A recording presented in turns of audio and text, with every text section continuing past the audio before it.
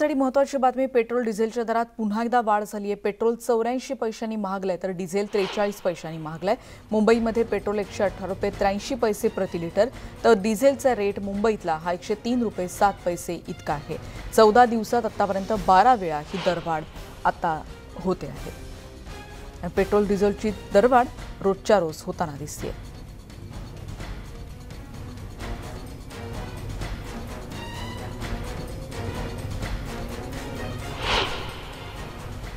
इंधनाच्या दरात वाढ झालेली आहे. कुठे कुठे किती दर आहेत हे आपण एकीकडे बघतोय. दिल्लीमध्ये पेट्रोल 103 रुपये 81 पैसे तर डिझेलचा दर आहे 85 रुपये 7 पैसे.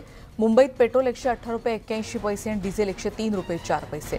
तर चेन्नईमध्ये पेट्रोल 109 रुपये 36 पैसे आणि डिझेल 99 रुपये 44 पैसे. तर कोलकात्यात पेट्रोल 113 रुपये 43 पैसे आणि कोलकात्यामध्ये डिझेलची किंमत आहे 98 रुपये 22 पैसे प्रति लिटर.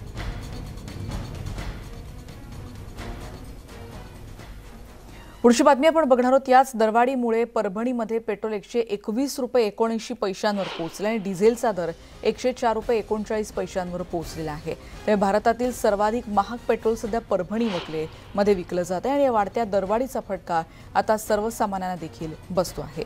या संदर्भात आमच्या प्रतिनिधीने घेतलेला हा आढावा बघूयात.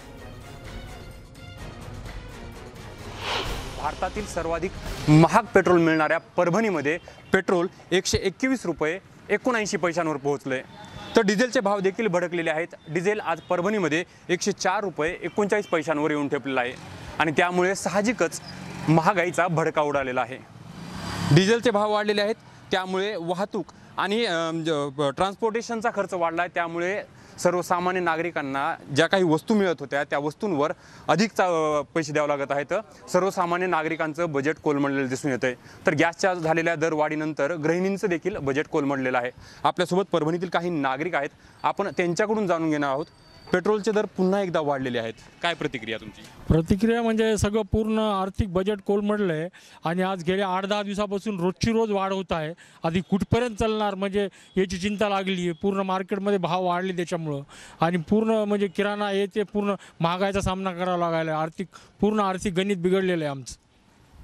पेट्रोलियम पदार्थांच्या किमतीमध्ये जी वाढ होत आहे ते मागील 7 ते 8 दिवसाचा जर आपण विचार केला तर जवळपास 10 रुपयांनी पेट्रोलचे दर वाढलेले आहेत आणि त्यामुळे सर्वसामान्य नागरिकांना याचा फटका बसतोय. मेडिकल रिप्रेझेंटेटिव्ह असतील, हॉकर्स असतील, हे रोजच्या रोज आपल्या गाडीवर जाऊन व्यवसाय करतात आणि त्यामुळे त्यांना त्याचा अधिक फटका जाणवतोय. त्यामुळे केंद्र सरकारने वाढणारी भाववाढ आटोक्यात आणावी आणि सर्वसामान्य नागरिकांना दिलासा द्यावा अशी मागणी परभणीमधून होते. विशाल माने, न्यूज 18 लोकमत, परभणी.